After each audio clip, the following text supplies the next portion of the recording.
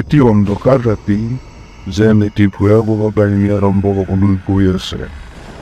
চন্দ্ৰৰ পোহৰৰ সলনি কেৱল অন্ধকাৰ, বতাহত এক অদ্ভুত নিস্তব্ধতা। স্বাভাৱিক ল'ৰা ৰবি নিজৰ ঘৰৰ ফালে খোজকাঢ়ি গৈ আছিল। বাটত সি দেখিলে এগৰাকী ধুনীয়া ছোৱালী, যাৰ মুখখন চন্দ্ৰৰ পোহৰৰ দৰে জিলিকি উঠিছিল। এই ছোৱালীজনীৰ প্ৰতি তেওঁৰ স্নেহ জাগিল।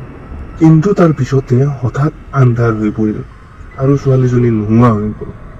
ৰবিৰ হৃদয়খন ধপধপাই উঠিবলৈ ধৰিলে আৰু সি পিছলৈ ঘূৰি চালে, কিন্তু কাকো দেখা নাপালে।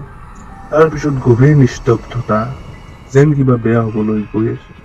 হঠাৎ মাত এটা আহিল। কি হ'ল ৰবি? ৰবিৰ হৃদস্পন্দন বাঢ়ি গ'ল। ইফালে সিফালে চালে, কিন্তু তাত কোনো নাছিল। তেতিয়াই আন এটা মাত শুনিলে। মই ইয়াতে আছো ৰবি, মোৰ লগত আহা। ছোৱালীজনী আকৌ দেখা পালে, যদিও এইবাৰ তাইৰ মুখখন অন্ধকাৰ হৈ পৰিল। ঘামতে ৰবিৰ হাত দুখন তিতি গ'ল। ভয় লাগিছে যদিও তাৰ হৃদয়খনো অস্থিৰ হৈ পৰিল। তুমি কোন? জ্ঞান হেৰুৱা ৰবিয়ে সুধিলে। মই তোমাৰ প্ৰতি নিশাৰ লগৰী ৰবি। মই তোমাৰ প্ৰেমিকা, যি নেকি তোমাৰ প্ৰত্যেক নিশাৰ বিয়া পলাব পাৰো। মাতটোৱে ক'লে। এক অদ্ভুত ভয় ৰবিৰ অন্তৰত। সি নিজৰ মনটোক বুজাব চেষ্টা কৰিছিল, যদিও ছোৱালীজনীৰ প্ৰতি তেওঁৰ প্ৰেম গভীৰ হৈ পৰিছিল। পিছত ছোৱালীজনীয়ে ৰবিৰ কাষলৈ আহি হাতত ধৰিলে।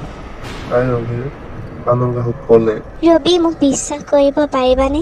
ৰবিৰ হৃদস্পন্দন বেছিকৈ হ'বলৈ ধৰিলে আৰু সি ক'লে, পাৰিম। তেন্তে মোৰ লগত আহা। এই বুলি কৈ ছোৱালীজনীয়ে ৰবিক এটা দুৱাৰৰ ফালে লৈ গ'ল। ৰবিৰ হৃদয়ত ভয় আৰু উৎসাহ দুয়োটা আছিল।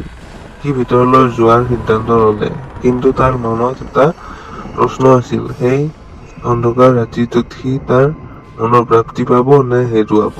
দৰজাখন খোল খালে আৰু ভিতৰলৈ সোমাই আহি থাকোতে অলপ বেলেগ ধৰণৰ শব্দ অনুভৱ হ'ল। প্ৰতি মিনিটতে ছাছপেন্স, প্ৰতিটো কোণে ৰবিৰ হৃদয়খন ধপধপাই তুলিছিল।